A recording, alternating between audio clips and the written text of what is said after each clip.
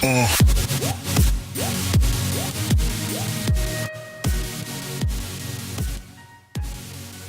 yo, what's up, guys? Welcome back to the Rubik's Cube. So this week, it's us again. I'm Bowen, and I'm joined by my friend.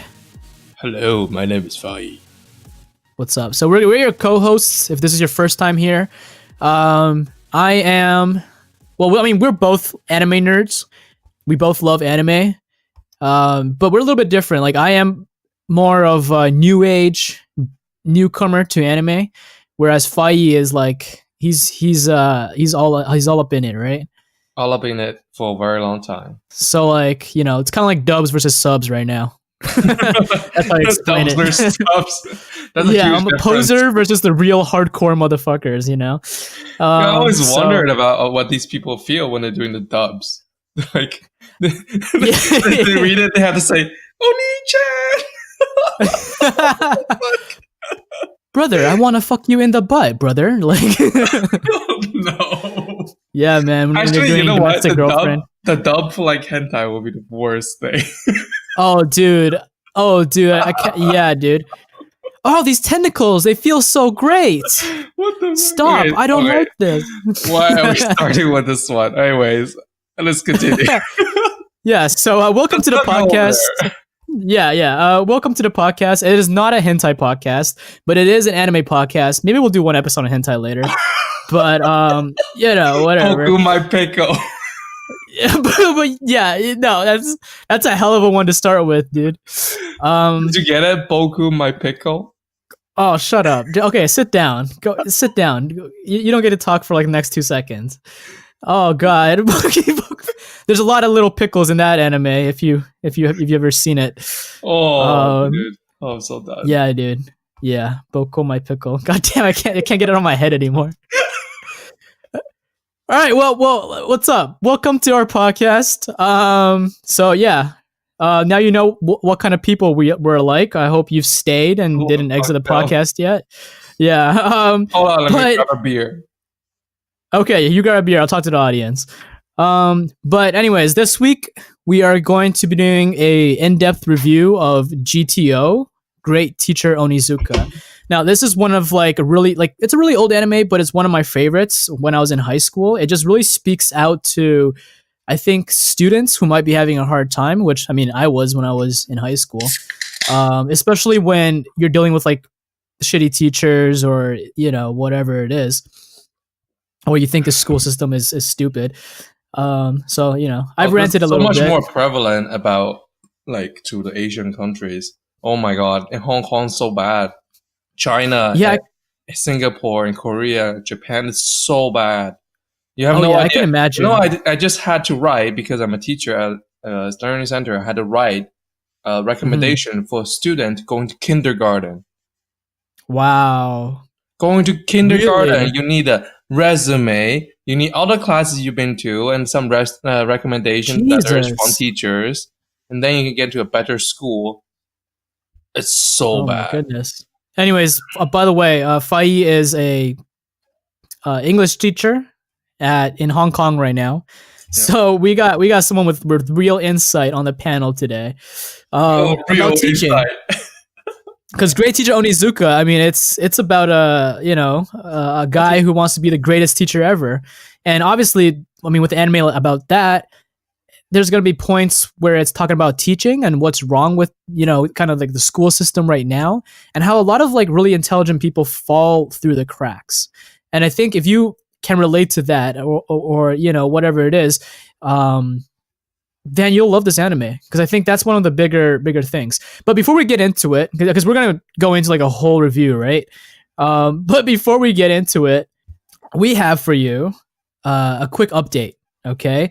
So if you've been following us, thank you so much. We just did the Full Metal Alchemist review, with the philosophy behind Full Metal Alchemist. And then we did that, right after that, we did Death Note last week, which was really cool because we talked about the clashing of justices and the meaning behind Death Note. And this week we're doing GTO. So thank you if you've been listening into our in-depth reviews, and hopefully we'll bring some more for you in the future. and we've been releasing every week. However, unfortunately, next week we won't be releasing an episode because I will be on vacation. I will be getting super drunk and super crazy in Las Vegas at EDC. If you guys don't know what that is, it's a music festival where everybody just gets high and rides like these crazy rides and listens to EDM music. So if I come back alive, we will record the week after that. So not next week, but the week after, you'll see another episode being released. Okay? And hopefully Fight doesn't miss me too much, but he'll be watching Boku no Pico because we might review that later, right? Bro, say it properly. Boku my pickle? Fuck you, dude. Fuck you. I'm not done. It's so gay. If you know what that anime is about, or like, you shouldn't want to find out. Don't go find out, please. Don't go. No. Yeah, okay. Don't watch it. But if you do watch it, or you already know what it is, just keep in mind that we did say Boku my pickle. And just keep playing that in your head as you watch the whole show. And it's not appropriate. It's not appropriate at all. You know, I think after watching that show, it doesn't matter who you are, you're going to hell. So just a warning for all you religious people out there. If you watch that show, you are going to hell. Like there's no turning back. Okay. But on the bright side, after you watch that show and you know you're going to hell for sure, you can keep breaking rules because you're already going there anyways. So, live life. Oh man! All right. Before, sorry. What's you gonna say? Something very, very, very sidetracked. Yesterday, I was asking one of my students what she's gonna do after coming to class. She's like, going to church. You know what I said? I said, you're gonna go see Jesus. Oh shit! Dude, what kind of teacher are you? She was like shocked, and she just looked down, and she was like, she's like, what? How do I see Jesus? Just thinking back, I was so fucked up. Why did I say that? Watch, bro. She's gonna go to church. She's gonna see like this homeless white guy outside the church with like really long hair. She's like, oh my god, I saw Jesus. Oh no! She's gonna give the homeless guy so much money, dude. Yeah, just so you guys know, Fai's teaching like kids. Like he's not teaching high school kids or middle school kids. He's teaching kids. All right. Actually, so when they see. Yeah, they're going to think they're actually going to go see Jesus or something. They're going to ask their parents the whole time at church, is Jesus coming out? And my teacher said Jesus is going to be here. I'm basically a kindergarten teacher. But like I teach like what? Anywhere between 2 to like 10 kids in a class. Oh, wow. They're like 3 to like 11 years old. So like, yeah, it's a big variance of like kids that I'm teaching. Well, you're gonna be teach little kids though. You're gonna be you're gonna be GTF, bro. Great Teacher Fai. You're gonna be the greatest teacher in Hong Kong, man. Oh my god, they call me the fireman. The fireman.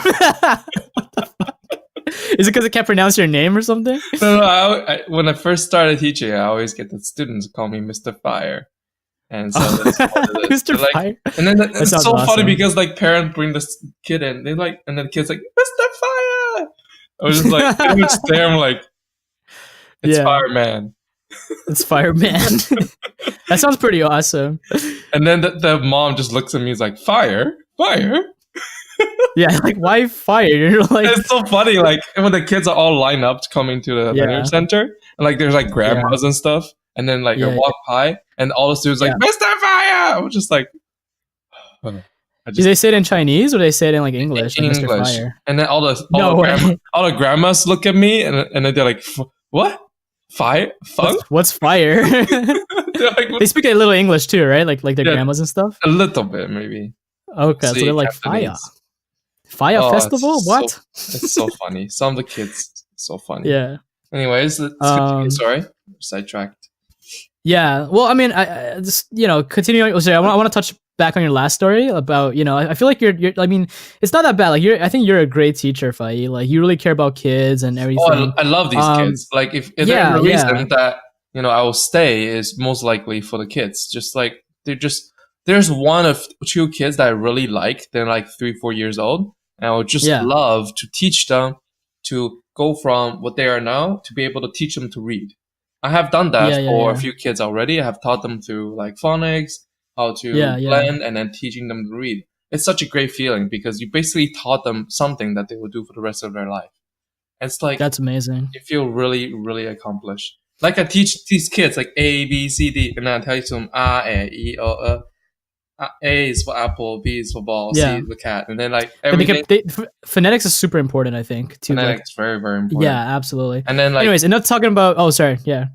Yeah, and then getting them to teach them to read. It's like they don't understand the importance of it because they are going to remember I was the one that taught them to read. I'm just like, oh yes, I taught them to read.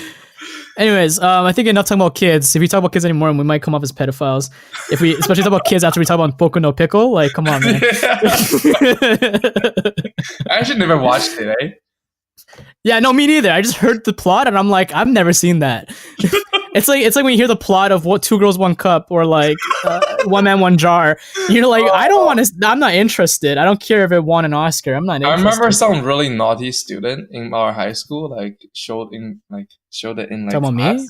No, not you. Oh, okay. Showed it in class to like scare everyone and got in trouble with it. Oh, of course, you get like expelled for that shit, dude. Fucking, I remember Rob was trying to show me One Man One Jar in like careers class. And then the computer froze with the thumbnail right in the middle of the fucking thing, and he couldn't close it. So it was just like an ass and a jar right below it. And then you're like, what's gonna happen? Like, I don't know what happens, bro. And he's just like, fuck, I can't play and I can't close it. And then the teacher was coming back, and he just like fucking punched the computer, or like he just shut it off. Like he completely closed the entire computer. He's like, fuck this. I'm like, that's what you get, motherfucker. I think we got a virus on the school computer. Oh, so bad. Yeah. Anyways, continue, sorry. Let's get started. There's so many good times in school. I think, you know what, like as we talk about Great Teacher Onizuka, we will have so many like memories come back to us about what school really means and what really what are some of our favorite moments and what are some of our favorite teachers. And I think teachers are so important. And I think it's going to be a career, a profession that will continue to go on even as education and technology and everything else evolve. Teachers will always be so important because there always has to be someone that teaches you not only in your classes, but also teaching you about morals, philosophy, and everything else. That's true. Teaching you how to be a good person, like that's important. Yeah, when I was in school, I've always hated teachers. Like, I wasn't like the best kid, I'll admit, you know. But like I've never really had. I feel like teachers didn't really trust their students, and I think with any relationship, you need some kind of trust. You know, when teachers don't trust you, then you don't like the teacher either. And then that's why it's so important. I think like a lot of the times teachers think they're there to teach you about math or science or whatever, but often or more than not, I think teachers are more important in a way that they can help shape a kid's personality almost, you know, and then that's really important. So yeah, definitely think you're absolutely right. Teachers are very important, and obviously this whole show is going to be with a highlight on education, but if you haven't seen GTO yet, you know that it's so much more than that.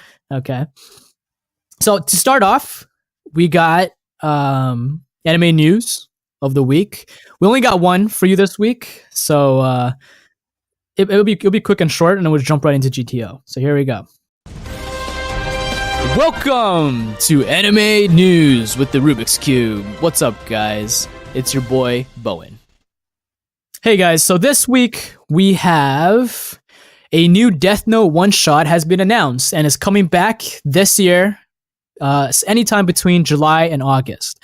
So the author of Death Note has actually announced that they will be releasing a new one-shot manga, which is following whatever the latest chapter is. And, you know, people are curious to see what it is because there's a lot of theories going on that Kira might still be alive. And we'll see what the one-shot is. The last one-shot that came out 2 years ago, it wasn't nothing really much happened. We talked about it in our last episode.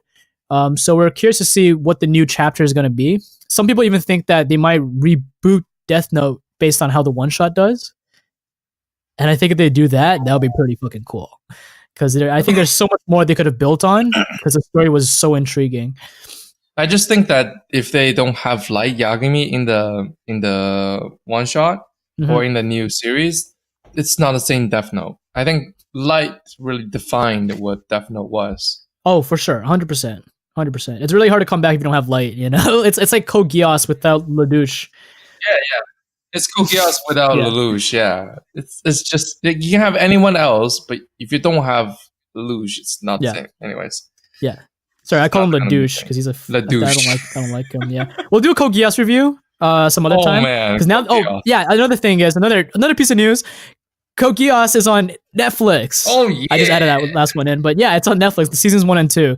So if you don't have Crunchyroll and you have Netflix, you don't have to go off some sketchy Russian website to watch your animes. Now you can just watch that on Netflix. So check it out. We'll do a Code Geass review down the road because it's such a big anime. But me personally, I actually did not like that anime, and everybody hates me because of that. So it'll be interesting to see. I think a lot of it was a little bit like Code Geass itself was just very very dreamy. Like what I mean by dreamy is that like the scenarios are a little bit far fetched and like realistically doesn't make a lot of sense. Like they try too hard to develop the character in a certain manner, and it just felt unnatural almost to do that.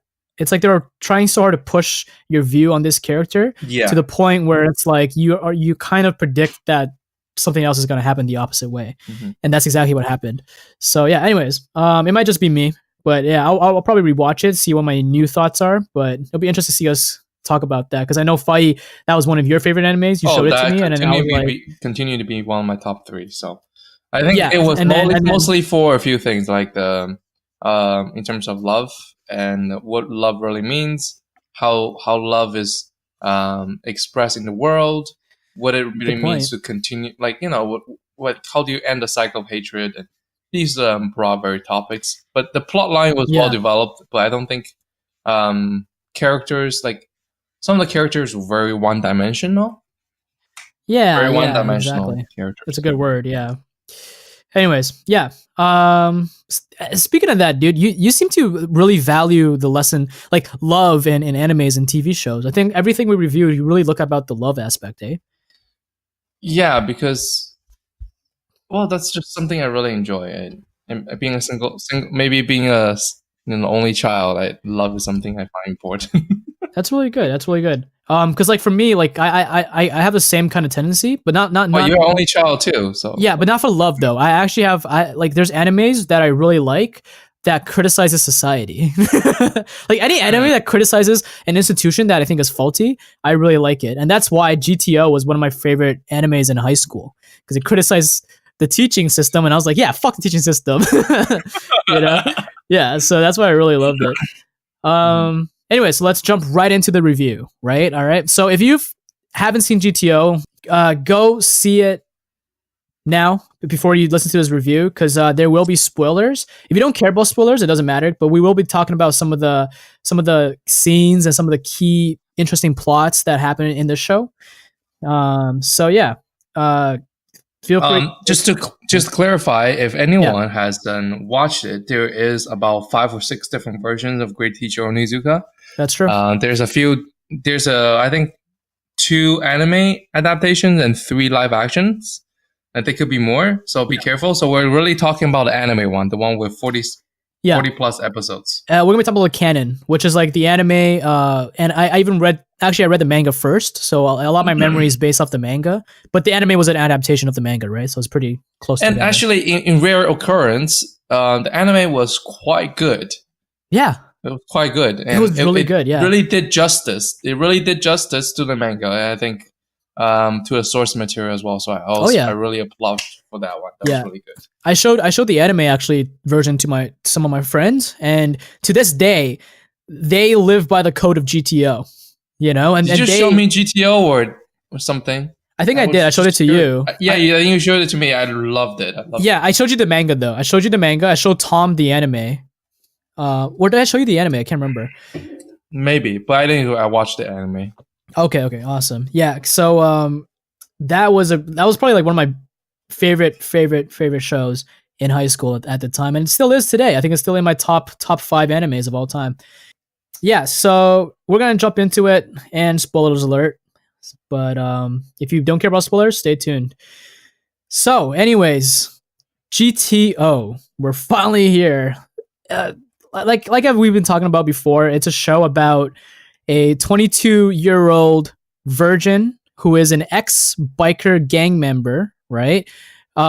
He is a witty, loud. You might have to explain what bike gang member is in Japan.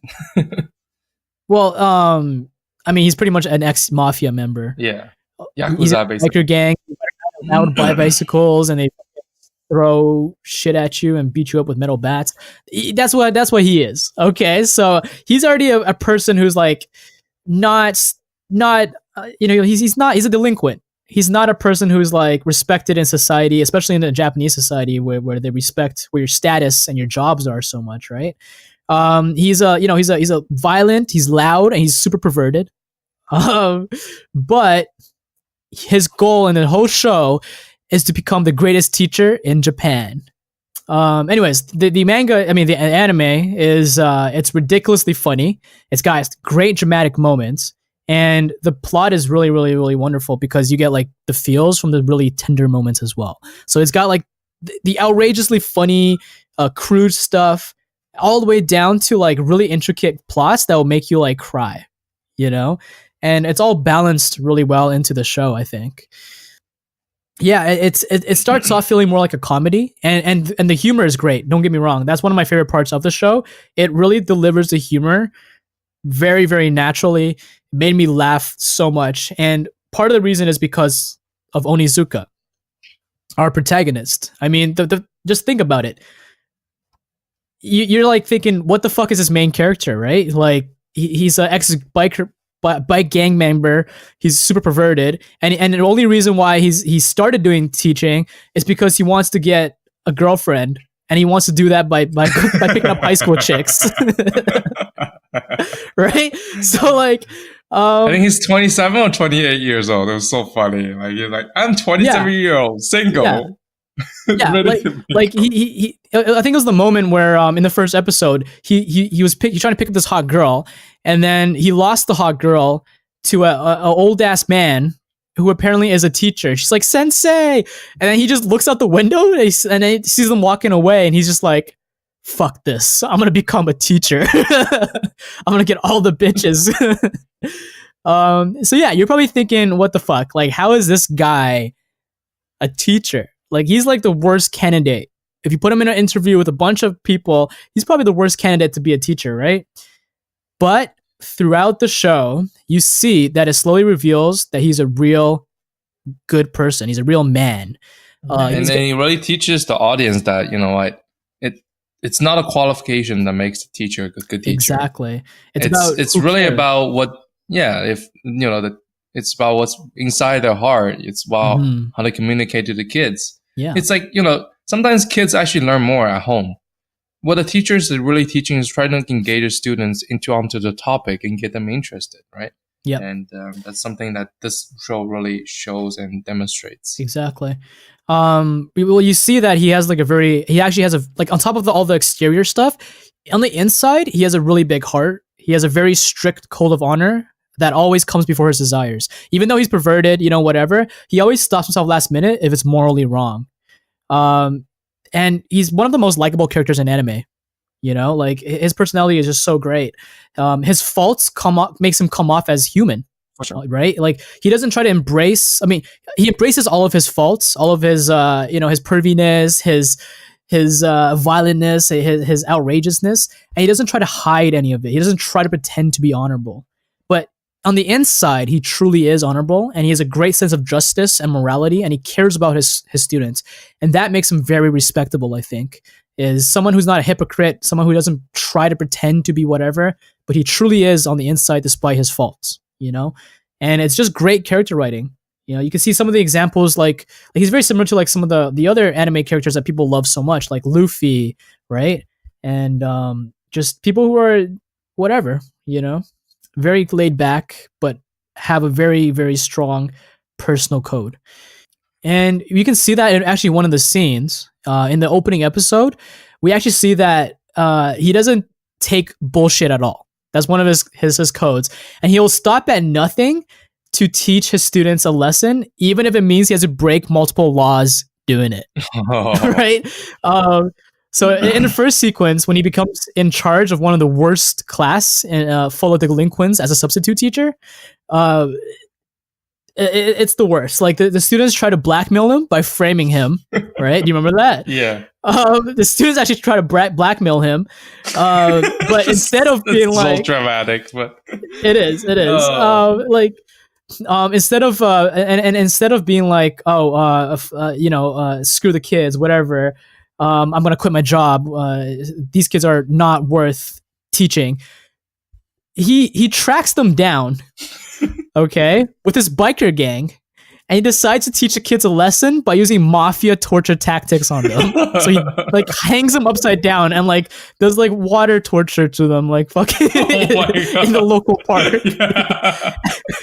Well, that was so bizarre. But what's amazing is the next day he comes into school, the boys all become like the most model students. They all behave. They're all top of the line students, and it's funny because that's actually how you deal with delinquents, right? You don't try to tell them to go sit in a corner. You don't tell them to get a timeout. No, that does nothing to them.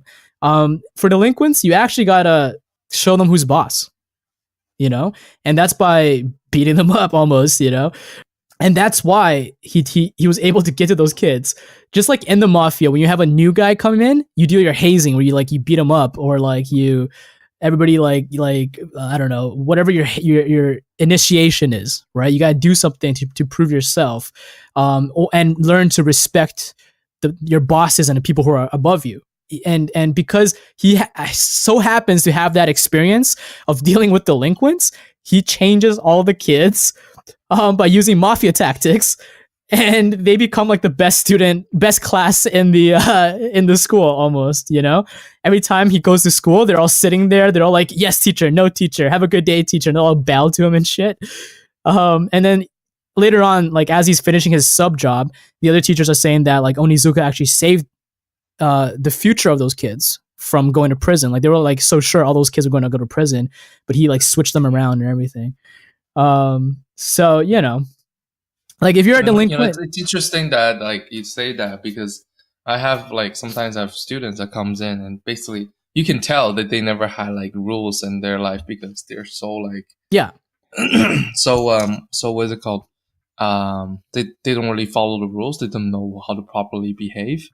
And like I had this one student that basically would like jump around, walk around, and then get under tables and stuff. No matter how many times. I would like say it 1 or 2 times, and then just like get out of there, and he just like look at me and smile. Yeah. And then you know what I did? Yeah. I just grabbed him, I held him up, I put him in his chair, I said, "Sit down." And he just looked at me with like, "Oh, you touched me." And he just sat there. Yeah. He's like, "You're not gonna give me." I'm like, "I'm gonna get you. Get out here." Yeah. Sometimes kids just need some discipline. You gotta teach them that they're not untouchable. Never anybody, not even just kids, even adults. And I don't mean put violence on your kids, but put them in their place. Basically. Put them in their place. Exactly. Sometimes you got to be hard. You got to show some tough love, and especially the kids who are rebellious. They do respect people, but you just gotta make them, show them that you're worth respecting, or you gotta show them who's boss. Right? Kids really they really test boundaries. And that's the thing. That's true. I think a lot of adults lack nowadays is that they don't test boundaries. They know exactly where the boundaries are. Yeah. But boundaries, the testing of boundaries really is a factor of creativity. When kids are not really testing the boundaries, they just know, okay, I just color within these lines. Exactly. I'll just do this. I'll just use this color only because the teachers tell me so. That's interesting. I never thought about it like that. So when the kids are when they're younger, they really don't they test a lot of boundaries. That's why they have a lot of creativity. When they go older, they know exactly where everything is. They know exactly where they're supposed to sit. How they're supposed to behave. How they're supposed to do their work. Everything is exactly supposed how the society tells them to do. Exactly. Versus when they're kids, they have to test all the boundaries to see where it is. That's a good point. Like imagine if those kids who framed Great Teacher Onizuka, which makes it seem like they're pros at doing it, like they've done it before. And he just quits his job. To what does it say to those kids? It tells them that it's okay to frame teachers, and you'll get your way by framing them, right? If you didn't teach them a lesson, they are big trouble. And he actually does that throughout the whole show, and you see that he will teach a kid a lesson, not as revenge or anything, but actually to educate the child on how he should treat people, and what he should do. And sometimes he puts his career on the line. And you see that like when he goes out with his biker gang and shows the kid who's boss, he's putting his job on the line by doing that, and he puts the kid's education before his career almost. Sometimes teachers will say, you know what, screw it, I'm retiring soon, or I just got my teaching job. These kids, they're gonna ruin their lives. I don't care. I'm just gonna do my job, right? But he puts the kids above his job always, and he treats them like they're people. So that leads us to our next point about him. Like, one of the best traits and codes that I think that he lives by is that he genuinely cares about his students, right? Like, he's a teacher that actually listens to his students' problems. Like, a lot of students can try to control or punish kids, but more often than not, they don't listen to the kids. They don't know why these kids are troublesome. And a lot of times those kids have, unspoken things at home, problems at home, reasons why they're being bad or showing delinquency or falling behind in class or whatever. And a lot of times teachers just give up on them, and they don't listen, or they try to discipline them, and it comes off, makes it even worse for the kids. But what GTO does is he actually tries to learn why the kids are like that, and he never gives up on them, and he genuinely cares about them, like he's unconditionally loving them. And this is another example, I guess, that kind of highlights the point. It's that in the first episode, right? Remember when he got framed?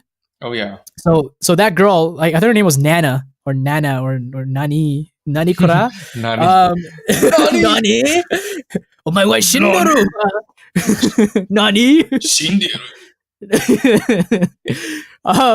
Anyways, she was one of the students that tried to blackmail him. So she actually pretends to seduce him.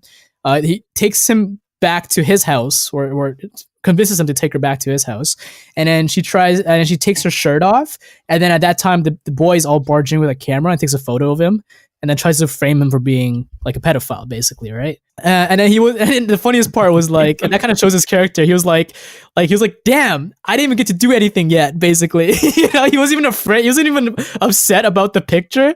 He's just like, what the fuck? Like, oh, I didn't get to like bang her yet. Like, he was so excited too. And she comes off like as like this fake, spoiled, rich and privileged kid, because you learn that her family is actually pretty well off. And most people at this point would be like I know I would. I'd be like, yo, fuck this bitch, and just like reject her already, give up on her. She's a terrible person. But in the show, what GTO does is that he doesn't give up on her. He actually keeps talking to her. He doesn't hold a grudge against her for what she's done. He's very, very magnanimous in that aspect. Mm-hmm. And by interacting with her more and more, he actually finds out that Nana was doing this because she's just trying to get attention from her family. She reveals that her family has been drifting apart because their parents are always working, and she actually misses when they were poor. Like, when she was really sad about it, because when they were poor, they used to have a lot of time together. They were in a little apartment. They would interact a lot more. But when they got rich, they have a big house, and like their parents, they don't talk to each other. And she feels very lonely, and she does all these things just to try to get attention. And remember, guys, these kids are all middle school to high school kids. They don't really know how to communicate their emotions effectively, and this is what they resort to, just like real teenagers. And I want to add something here, especially about emotions. Yeah. So yesterday I tested it with some of my kids who are 8-9 years ago. Mm. You know what I asked? This is one question, because I asked about what adjectives are, and they list adjectives and with different groups. There is a number group, color group, feelings group, and looks group. So you have feelings. I asked them about what give me words that describe your feeling. You know what they gave me? Happy, sad, excited, surprised. Mm-hmm. There was only 4. I asked them to give me more, but they didn't know anymore. That was all the feelings they knew. So that really goes to show you the kids really don't know these feelings in their heart Yeah. is. Not even giving a name to it. And I told them, you know how many feelings there are? There are over 300 feelings you can have. Wow. And they were just like, I didn't even know that. So shocked. There's over 300 feelings. Like there's a wheel that shows you the kind of feeling you can have in different situations. Wow.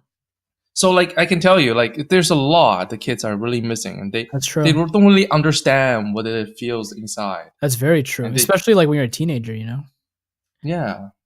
Because like when you start going from a kid like 8, 9 years old to like puberty, you get a lot of feelings. All right, you get lots of not feels. Just sexual feelings, all kinds of feelings. All right, and sometimes the feelings aren't very positive because you get like mood swings and you're growing and stuff like that, and it's confusing. It feels like everything, like something that's like your mind was so simple before, and it's becoming like more like whoa all over the place, And sometimes especially when you're having a hard time during that time with your parents or with your life or whatever, you don't really know how to make sense of it. So you go out and you lash out or you do things that psychologically show that that's the reason. But a lot of people might misunderstand your actions because of that. Exactly. And I think that's what makes Great Teacher Onizuka so great. Is that he tries to break that boundary, that wall. And guess what? That's exactly what he does. So going back to Nana, when he finds out that that's what's causing her problem, and he already knows at this point she's already tried to seduce, blackmail, and showed her villain side really. But despite all that, he actually goes out and helps her, right? And of course, he does it with like the only way he knows how, through unconventional gangsta ways, right? So he shows up at her house, okay, with a giant hammer. Sledgehammer, not just hammer, a sledgehammer. Giant sledgehammer around his back. He goes into her bedroom without saying a word, and they're all like, "Nani kara?" And then he like fucking breaks down her bedroom wall, which is adjacent to her parents' bedroom. No, he breaks down the wall between her parents' rooms and her bedroom, right? No, not her bedroom, just the parents' bedroom. Oh, okay, my bad. So correction, okay. She breaks down the wall to her parents' bedroom, and he says to her, "I've broken down this wall, and hopefully, you'll feel closer with your parents. The rest is up to you." And at this point, the girl gets like a rude awakening, and she realizes that she also needs to work to bring this family together. He physically broke down her wall because he doesn't know how to do it metaphorically.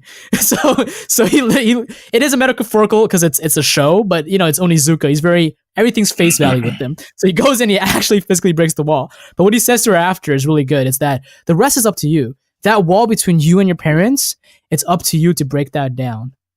And she realizes that too, And she wrote to Onizuka in a letter when he finished his sub job. She said to him, a part of the letter is that next time it's my turn to break the wall in their hearts, and I'm not going to stop. Little by little, I'm going to break it down.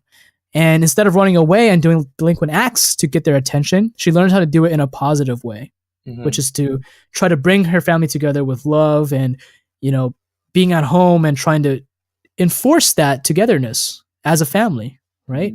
Exactly.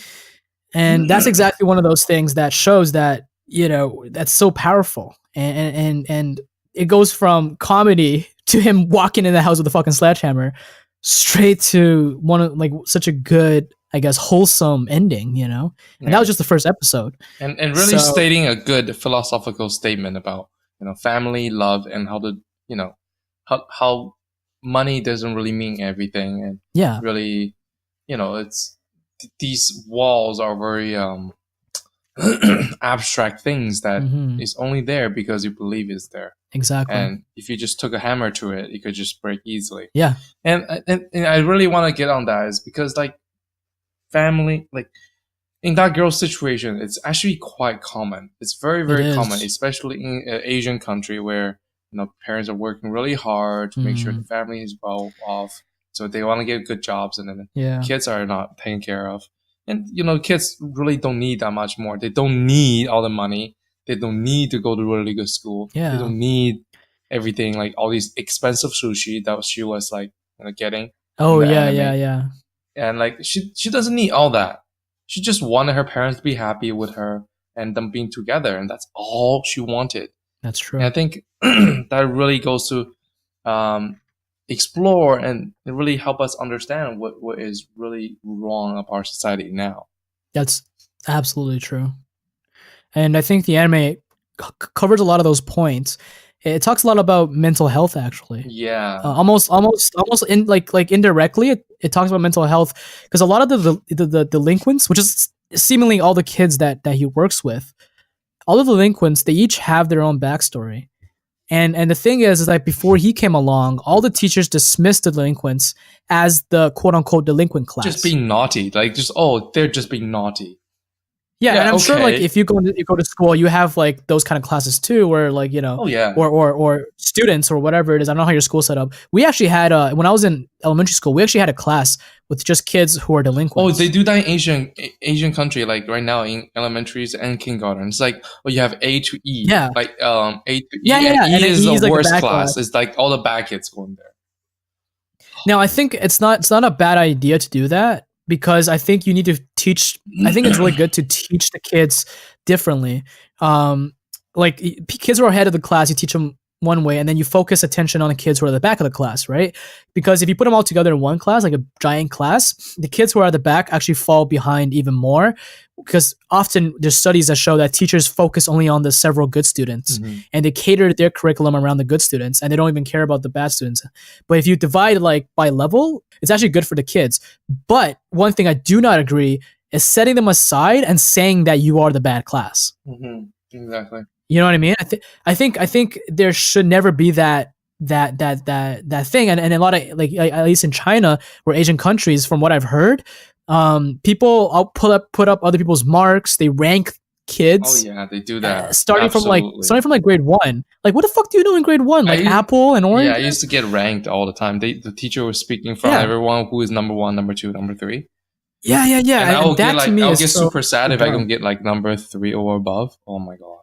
Yeah, exactly. And that's not constructive, I think. That doesn't encourage the kids who are at the back of the class. And they slip through the cracks, you know, because there's probably reasons why they're not learning as well as the people in the front. It doesn't mean they're dumber. And it doesn't mean, you know, whatever. And studies have shown that when you teach them separately, you pick the kids who are at the back and you teach them separately and you focus on them a little bit instead of just thinking they're stupid and they can't learn and you give up on them, they actually have more growth. And they actually have more growth than the kids who are at the beginning of the class, or just as much, and they do just as well once you catch them up. If you don't mind, I would like to add in that, like when I was in like 3rd grade, I still remember this so clearly. All the kids that was bad, like at least supposedly bad, and doesn't do well. They mostly had family situations. That's why they sometimes miss class and then they miss things, and then somehow because of that they get worse and they get to the back of the class. And then when that happens, they're not focused anymore. The teachers really don't care. Of course, don't really focus on them anymore. And then they become more inclined to not do good. They're like, well, I'm already here. What worse can I get? So what happens is they start missing more classes on their own. Yeah. And then you know what? People start making fun of them.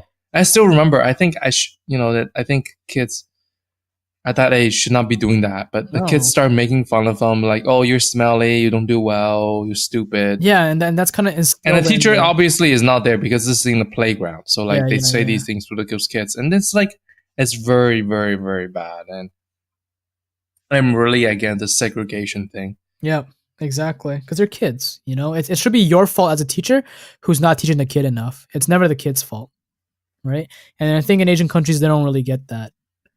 And this show, like, I really appreciate it when when I came to Canada, all the seating thing was just like random. So like a bad student could be sit right in the front. Yeah, exactly. And I love seeing that. They're like, oh, I can't sleep. Yeah, exactly. It's good. I think it's good. Like growing up, like I haven't been to school in an Asian country, so I don't know, but I've heard stories, you know, and I think this show brings light to that, because they think it's perfectly normal over there. You know, they think it's perfectly normal to do these kind of things, and I think it still is in Asian countries because they're very competitive when it comes to marks and everything, and to them it's like the ultimate factory to produce kids for work, you know, and everybody's just gunning for university and then jobs and then blah blah blah blah, to the point where they don't care about the students' mental health.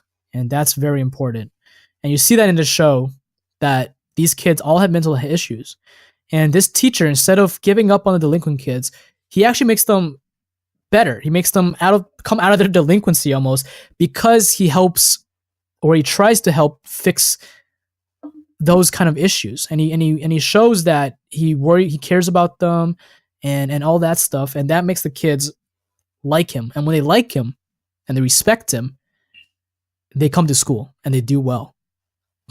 And I think that's important lesson for teachers, is that yes, you're there to teach. No, you're not supposed to make kids like you, but get to know the kids, and they will and try to help them, and genuinely care about them and trust them, and the kids will like you back, and they'll do even more, and you'll feel even more rewarded, in my honest opinion. Oh yeah, for sure. Especially when you make that bad kid a great kid, So absolutely, I think there's so much more to get out of a bad kid than a good kid. And I think this is very much applicable to me. Like whenever I have a naughty child that I eventually straighten them out, and they really focus and they learn more. You find out that they have these potentials that you never saw before. Yeah, and you're like, wow, like now they're so much better. They knew all these things now. Like you find out like every time they come look at you, it's like they have stars in their eyes. They really believe that you believe in them. Yeah, it's such a important.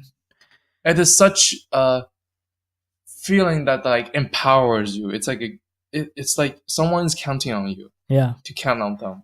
Like it's such a good feeling. And I even hope like sometimes parents, I think Asian parents hear this too. The big thing is what you said right there is believe in them. A lot of parents, they tell the kids, you're not doing good enough. You need to do better. You gotta do this. You gotta do that. But they sometimes don't really encourage the kids. Their version of encouragement is to give critical feedback, right? Or tell them to do better. That's their version of encouragement. But sometimes you gotta tell the kid, I believe in you. I trust in you, and I know that you'll do your best. And that's more important than telling your kids to get A pluses. Because that sets the foundation for the kids. And sometimes it really takes, all it takes is just one compliment. And you can tell the kid, and they've never had a compliment. Yeah. Sometimes I teach a kid and give them one compliment. They look at me with these bewildered eyes. They're like, they cannot believe it. Yeah. And like, sometimes all it takes is, for me, for example, I take a look at his writing. For example, they're writing like B or something. All his B's look really ugly. If I point out one that usually looks a little better than the most, I say, look, this one's really good. Keep going. Okay, good job. That's good. And then he will just keep writing the same one like that one. That's awesome. And then you look at his new ones and you say, well, this one's so much better. Do this one. That's awesome. And they just keep on getting better and better. Sometimes I even, for example, go through the kids' books. And for example, they're on like letter F. I'll go back to like letter B and say, or letter C and say, look at this one. Was this nicely? It wasn't good before.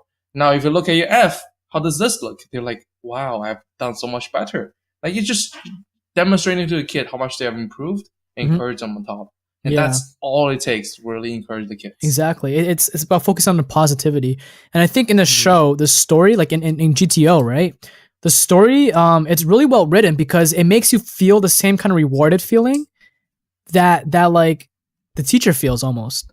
Like what you did right there, like when you told that story, it actually inspired, like people who listen to that story be like, oh, that's so awesome, because you show the kid positivity and you dealt with it, because your first inclination is to tell the kids, don't write like that, don't write the bad words, they're so ugly. Oh yeah, don't do this one. Yeah. But then you realize that, oh wow, like instead you're like, this is a good one, and then you changed the kid, you made him like go for the positive side, but you got the same kind of results, but even better, even quicker. And I think that is what's seen a lot in this story. It's super funny, like especially teaching little kids. They don't know how to hide anything, so you can tell when they're trying really really hard. Like they sometimes before, like when they write really bad letters, they will just do it really fast. But when they start doing good letters, they like their hands shaking. They're like focusing so hard, and especially if they're like misbehave sometimes. But then when they focus and they're really, really focusing, they don't even think about misbehaving. They're just like, I really want to do a good letter. That's so cute. All they want to do. That's so cute. Yeah. And Well, I'm glad you're doing that, first of all. And I guess I don't know, because I've never had kind of that in when I was a kid, and as a result, I tended to and it ended up being like a kind of rebellious kid. I always got in trouble, made teachers cry, got called into the office a lot, got my parents calling to school a lot, all that stuff. Um, and I really wish that like I had that chance further on to get like a teacher like Great Teacher Onizuka, almost. Because like the way he does things, it's not that he doesn't teach you a lesson. It's not he doesn't control you. It's that the way he does things, it's like what you just described. It's so positive. It does it in a way that hits home. Mm-hmm. And not just okay, and not just in teaching. The whole story of this show has several philosophies and several key points that it touches on as society as a whole. There's a lot of criticism on society, on the way that the school system is, but also on why the school system is this way, And a lot of the kids who see the delinquents, why they are a certain way is because of sometimes the way that society is set up. It's almost like a slight criticism on that. And all those points are valid. And the way that it tells a story, it makes it feel very retributional, but very, very, very wholesome and very good when whoever gets what's coming to them. Like the feeling is so good in GTO when someone gets what's coming to them. Yeah. And the way they tell it is so well done. It's like there's it's just so well done. And I'll give you an example, okay? So like, do you remember when he was applying for his first teacher job? So okay, so it isn't in the live action one, but it is in the anime. He's on the bus to his interview, and he sees that there's a girl, like her panties are showing or something, right? And he's a perv, so he's like, oh my god, he gets like dog eyes. And he's like, he's fucking like seeing the panties. But then don't forget, even though he is a perv, he has a code of honor, and he doesn't do anything. He just looks at it. He's like, oh my god, it's hot. But then he sees the old man next to him, and then an old man comes out of nowhere and actually like touches up the girl. He tries to like when you crowd it in a bus, he tries to molest the girl. Oh my god! And what he does is he fucking headbutts the old guy in the head really fucking hard, and he's like, "Don't fucking molest girls." And the old guy's like, "What are you talking about?" He gets off the bus.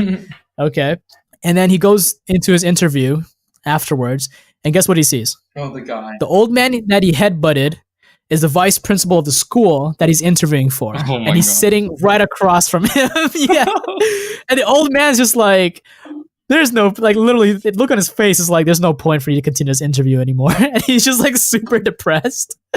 And he imagines like throwing the old man out the fucking window and everything, but he doesn't do it. I look again, because he has a strong code of morals. Okay. Now he's coming out of his interview. He's already sad and whatever. And then he meets like this the cafeteria lady. Cafeteria lady. Yeah, and he's talking. He's like, I didn't get the job, and whatever. And they're talking, and all of a sudden, these kids like burst in, right? And they all have metal bats. They're all smashing shit. They're all like, "Where the fuck is the vice principal? We're gonna fucking kick his ass." And then he's like, "What's going on?" And it turns out that these kids got expelled, and they're coming to take revenge on the vice principal. So opportunity time. Vice principal goes up to GTO. He's like, "Protect me. Stop these kids. I'll give you a job." Okay, so now he's like, oh my god, I can be a fucking teacher. So he steps up, he's like, I'm a hero. Like, yo, what's your problem, guys? And then now that he's protecting the vice principal is shouting shit at the kids. He's like, yeah, that's right. You guys are good for nothing delinquents, whatever. You guys are scum. Get out of this school. This is why you got expelled, because you guys are terrible students, blah, blah, blah, blah, blah, blah.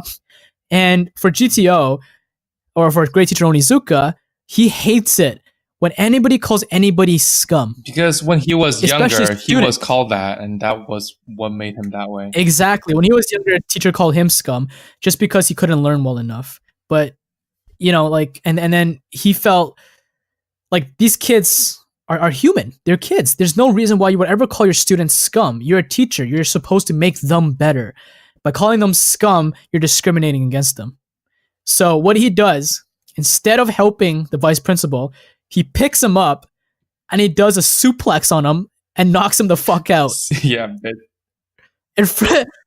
and the kids who have like the bats like coming in to beat up the fucking vice principal are just like looking at him like mouth open like, okay, so I guess you kicked his ass, you know? And he's like, let's go for a fucking drink. And they all just walk out together. And he end up helping like the kids who actually beat up the whatever. So that was so cathartic because you see that the vice principal is a scum. Yeah, right? Absolutely. He himself is a scum. He himself is actual scum. But he treats the people below him even like they're the actual scum. Or people that he doesn't like. But himself has terrible morals. He tries to molest, a girl on a bus. He fires a person. He is someone who abuses his powers. Exactly. He uses his authority as a way to get respect, but not who he is. Not his morality, not his personality. His morality does not deem respect at all. But rather his authority does. And that's the first philosophy, I think, that is highlighted over and over again in GTO is morality versus authority. And we see that a lot of people, they think by having authority, they command respect. But with GTO, his whole thing is, I'll be moral first. And automatically respect will come. And you see that very very prominent throughout the show, like over and over again. The person like Great Teacher Onizuka gets all the respect of all the students, even his fellow coworkers, despite being someone who has no status in society. He was an ex-biker member. He's a 22-year-old virgin who's trying to hit on trying to find a girlfriend and whatever. But because his morality is so strong and he cares and he's charismatic and he cares about people and stuff like that, he gets respect from people all around him, and it comes naturally. He's not trying to force it on others either. Like I should be respected. Whereas the people who abuse their power, abuse their position in society, and have that authority and commands power, are the ones who are often exactly the least respected, right? And that is one of the biggest themes. And the best part is, after he knocked out the vice principal, turns out, guess who the milk lady was? The actual principal of the school, right? And she saw the whole thing go down, and she's like, you know what? I like you. I think you're, because his morality and his actions show what kind of person he is on the inside. And she says, I'm giving you a job. And not what a resume or anything else shows. Exactly. He showed that he's a better person than the vice principal. Because he said to him, why would you ever call students scum? I would never call my students scum. You're the actual scum here. And she gives him a job. And guess what? She puts him in charge of, guess what class? The delinquent class, right? He gets the worst class in the school. But not because she's trying to punish him, but because she thinks that he's exactly the type of person who's perfect for this job. Because he cares about people who are discriminated or who are prejudiced against, and she thinks he can change them. And right? more of like on the side of, he cares for the students, their feelings and how they're doing versus their grades and how they behave in class. He truly tries to understand what the kids are feeling. Absolutely. And really do his best to help them. Mm-hmm. Not academically, but mostly through how they are as a human being. Yeah, absolutely. And I think like that almost indirectly, like that's one of the bigger philosophies I think on the show, right? And it criticizes like other aspects of society through this way as well, right? Like it shows characters who personifies what's wrong with the situation, and a person who is very it's very relatable to society, right? Like these kind of people, like the vice principal. There's lots of people like that in real life, and in the show, over and over again, you have people like this that show up. Remember the math teacher? No, what about him? I don't remember that. The math teacher basically challenged Onizuka to like, because he's like saying Onizuka is now a qualified teacher. Yeah. Do well. Oh yeah. He's like all about marks and stuff. If the student does not do well in grades and he's a bad student. Yeah. Yeah. Yeah, Like there's talk many about that. characters that personify different problems in education system. Yeah, and society as a whole. Hmm. And he defeats them all by showing that he's got a bigger heart and he's got more wisdom. And sometimes what's on the outside matters way less than what's on the inside, and and done through love and caring about your students, right? Yeah, empowering Or them. each other, empowering them, exactly. And that kind of leads to my next point, is that this show is a great guidebook on how to be a great teacher or even a great leader. It doesn't matter, which one it is. It shows how people can be great teachers, great leaders, because they're kind of the same thing, right? GTO shows that a great leader is someone who is actually human and is proud of it, because the institutionalized way, or whatever people used to think it is, a leader is someone who shows power, someone who dominates, someone who commands people what to do, someone who's perfect, someone who is rich, or whatever it is. People think that's what a leader should be, almost. But no, this show shows that a true leader is someone who is not any of that thing. Someone who isn't perfect, who isn't superior, uses the power or authority.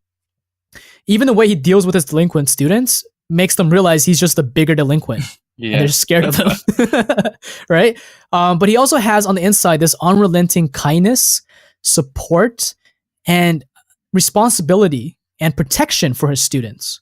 He's a true leader, and his character is what inspires so many viewers, and why he's one of the most respected or loved character in anime, right? Because what a real leader is I think, in my opinion, honestly, like a really good leader is not someone who stands at the top. It's not. A real leader is someone who empowers the bottom, like who exactly. It's someone who holds everybody else together at the bottom. Someone who supports everybody in their team. Someone who pushes forward and tries to understands what each person wants, gets to know all the people, and what each student is good at. Exactly, and helps them get to where they are. Help them advance by knowing that information. A leader isn't a person up front dragging everybody along while they're holding you back. That's not a leader. A leader never feels held back by anyone because he's always at the back pushing everybody forward. Exactly. Right? That's a very good quote, Bowen. I really like that one. That's really good. Absolutely. And I think GTO showed me that, is that that's what a great teacher and a leader You know what? is. You should probably use that for this week's quote for the image for this podcast. A leader is not one that drags everyone forward, but that pushes everyone forward. Yeah, maybe I might. Or like somewhere in the description or something, Yeah, exactly. Look at me, bro. I think that's a really, really good way of describing what a real good leader is. Or at least what effective leadership means. Exactly. See? Check it out, boys. What you got? I went from delinquent student to fucking making quotes off on the daily. Bowen 2019. Don't at me. Yeah, just kidding. Anyways, yeah, like he's a true leader. He's like similar heroes. You see that in like Luffy, for example.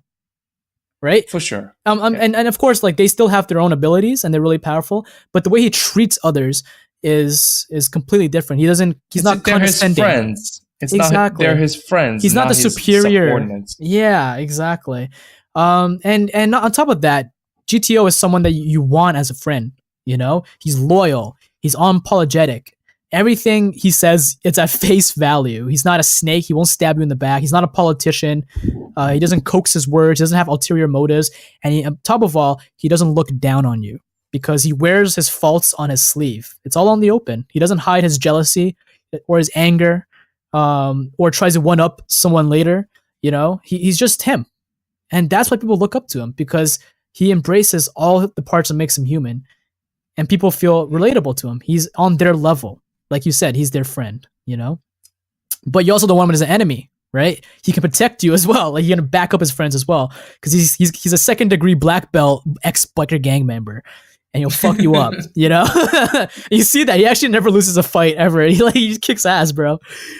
He's a total he's a total badass. Okay, he's a total badass teacher. Yeah, and this is someone that you can actually trust, right? Because he's so honest. He's a human and he's on your level. He's someone you can trust. And that's another one of the big themes of the story is that trust. It's the foundation of all relationships. And as a teacher, especially, you want to trust your students first before they can trust you. That's super, super important, right? And I think you remember the scene way better than I do. There was like later on in the show, there's a suicide girl. That's what I'm gonna call her. I forgot her name, and she actually attempts to kill herself, but then Onizuka saves her, and it's a big reveal of how this was so significant, right? You want to talk about that? So what happened was basically the teacher, one of her teacher was dating her, and then when his job was on the line, he betrays her and says that it was her fault. He basically just like, and then she was ruined because one, she was dating a teacher or trying to date a teacher, and then two, was her fault. And then because she loves him so much, it was just like a whole destroyed. Like she was destroyed. Yeah, she didn't trust anyone anymore. Especially she lost all her friends. Her friend did not trust the teacher anymore, and when the teacher left, they were just like, "Oh, we'll never trust another teacher again." Yeah, what happened to her? Yeah, and it really goes to show like this effect of like breaking the trust can really have a ripple effect throughout the students' lives. And then I think when GTO, she's in GTO's class, right? Onizuka's class. And then I think I think in the anime and the manga it's a little bit different. I think one of them was that the student was actually still in the class. The other was that she was no longer in the class. She just doesn't come to school anymore. Oh, so yeah. You're right. To find her. You're right. Yeah. And then when he found her, she's like, I don't trust suicide. Teachers. Yeah, I don't trust any teachers. She's like, if you care about me, so you don't care about me, whatever. I don't know why you're still trying to come and care about me. And she's like, if you really care about me, are you gonna do this? Are you gonna Yeah. And she tested him and stuff like that. I think she was ready to die even. Like she was already at the point where she was actually ready to die. Because if he didn't go after her, she would have died. Exactly. So she tries to commit suicide, and he risks his own life by saving her, and he saves her. And he in this case, not just his career, but no, this time was his life. And he saves her, and he hurts himself really badly. And then at that point, she regained her trust, her ability to trust others, and especially in teacher and humanity. I think humanity, exactly. Yeah, and that's, man. Like I said, sometimes these moments, like these kind of stories, gives you the feels, man. Because if you think about it, like teachers is one of the most important role models for any person in their life. A teacher is so important. Like I think it's very understated. Like other than your parents, teachers is the most important people to any person's life when they're growing up. And that's true. Man, and when I saw those things, like what Great Teacher Onizuka was willing to do for his students, that really touched me. That was like, wow, this is what I want to be. When I watched that anime, that made me who I am today, and that's why I am who I am today, and trying to really make a difference in kids' lives. Actually, I have multiple friends who actually got touched by the show so much. I can't talk right now. By the show so much. Another one, he's also teaching English right now in China, and he's telling me every day, he's like, "Yo, I'm like the fucking GTO right now, bro." I'm like, okay, dude, all right, calm down. And we might actually have him on the show maybe in the future to talk about his GTO stories, because he's really trying to reenact the whole thing over there with his students. That's really good. And speaking of that, you remember Wei Wei? So we have a friend called Wei Wei, and one time when we were me and Tom and Wei, we were all at an anime convention, right? And guess what Wei dressed up as? GTO? No way. Yeah, not just GTO, bro. Sledgehammer GTO. Really? So yeah, he spent a whole year getting like super jacked.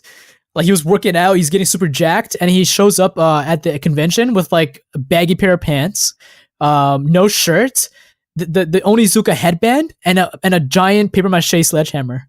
Really? Are you sure? Oh my God. Yeah, I swear to God, there's a picture of it on Facebook and everything. And he was GTO, and he's like, yeah, and then like it was so fucking awesome. He even had a cigarette that he carried around. He doesn't smoke, so he just carried it around to pose for photos and everything. And he actually looked like fucking GTO. It was so funny. That's really great. Yeah, like this show definitely impacts a lot of people. And I think what it impacts people the most, who it impacts the most, is the people who feels like they're the unheard, or the people who slip through the cracks. And I think there's a lot of people that are like that. People who have a lot of issues at home that they couldn't talk about, who can relate to the delinquent students, who are bright people who just didn't have people that trusted them or gave them a Yeah. chance. It's almost like a Slumdog Millionaire story. It tells a story about someone whose society has already deemed unfit or insignificant, and they can actually surprise you though, given the chance. So I think all of that combined together, it's an amazing, amazing story. It's got one of the best, I think, themes out there, and it feels good. But on top of that, it's just a great anime to watch too. You can watch the whole anime. And you know what? Yeah. I just would like to add that if people really are in about like main character in this show, this main character is so well developed. 100%. It's so well developed that if you have to like make him like into a color, he'll be a rainbow times like 50. Like he beat the color wheel. He'll beat the color wheel. Like he Yeah. he make you understand. You feel like he's real. Like he is there, and he not just a person, but a role model person that you could really look up to. And the way they portrayed him was really well done. There's like 40 episodes, I think, in the anime. 43, yeah, I think. Give or take, yeah, around that much. And and all those episodes, he has different kinds of students. He meets different students and everything, and you'll see like how he changes each and every one of their lives. And how they changes him. They changes him. And how it changes him, exactly. Yeah. And if you're a viewer, watch the show, watch the anime, because you're gonna relate to one of those things. And that's what GTO really did for me. I think it did for you, it did for other people, is that one of the students you can relate to. And that's what makes you feel so good. It's because the story writes about real situations, real people, real problems that students face that are ignored. And it teaches you about a hero who doesn't, save the world from aliens or whatever, but he's simply just, he's simply just is a small-time guy who changes the lives of students one by one. And yet he's one of the most popular protagonists of all time in anime, and that's really, really, I think that's really, really beautiful. So yeah, go check it out. You can even watch the whole anime like it's a love story between his students and him. Not like literally like a love story, but the way he builds on that relationship, I think that's the beautiful part. Just watch the show. Like, cannot recommend it anymore. I've already recommended it to all my friends, and then and it's changed their lives. So we're recommending it to you now. Maybe it'll change your life as well. Once you finish the anime, there's also the manga, which goes even further. There's more, so you can always go and read the manga as well. And there's live action shows and everything. It's super popular. I personally would suggest a Japanese version, 12 episodes, that was on Crunchyroll. It's like the live action version, and the old Great Teacher Onizuka has like, I think orange hair ish. So okay. Check that out. I think I cried 10 episodes out of 12, and oh my god, that was. It's actually on YouTube, I think, too. Yeah. So you can watch it all on YouTube. Don't tell them I said that; I might take it off. But yeah, I'm not promoting pirating. Fuck you. So check that out. And tying back, so it's full circle to the beginning of the podcast. Watch Boku no Pico. No, Boku My Pickle. Boku. Let's think of the real name, or else they'll search up Boku My Pickle and search see some like real fucked up shit. It's gonna be like way worse than like Boku no Pico if it could get worse. I don't know if it exists or not. I don't know. Who cares? Well, I don't know if I can find it. Don't watch it. Watch it. Me and Fire are two different people, as you can tell. It's dubs versus subs right here. All right, go watch Great Teacher Onizuka and let us know how you feel about it. Absolutely. So yeah, that is our review of GTO, Great Teacher Onizuka. I will give it a 9.5 out of 10. That's how much I love that show. Man. 10 eggplants out of 10 eggplants. 10 eggplants out of 10. What is like fucking Tinder? 10 eggplant emojis, squirt water emojis, fire emoji. All right. So again, thank you guys for tuning in. And also, again, we're not recording next week because I'm not going to be here. But the week after that, we'll be back. Hopefully, give you more GTO stories with Tom if he agrees to get interviewed. If not, we'll have another review for you. And again, these reviews that we do, a lot of it kind of dives deep into the overall themes, philosophies, and it's not about like the studio quality, animation quality. We kind of cover those a little bit too, but we really just want to dive into some of the things that really matter and some of the bigger themes overall. So hopefully you like it. And if you do, hit that like, subscribe, and tune in for more. All right. So we'll catch you in the next one, and I promise we'll stop talking about messed up hentai shows, or maybe not. Maybe we'll do a focus one. Every podcast we're gonna talk about one fucked up hentai, dude. I'm gonna get dude. It's gonna mess us up in the head. We're gonna have to watch so much hentai, dude. Like, so this frame here is kind of okay because she's screaming. Yeah. Oh no, man, it's so bad. Yeah. This week we recommend Bible Black. Why is Bible here? What did it have to do with Bible? But he's like, I'm quitting this anime. What am I doing? About it? It's black. Why is it a black Bible? What? Is it the same one in my drawer? What? Yeah. Yeah. Anyways, tuning out. See you next week, guys. Bye-bye. Bye-bye, everyone.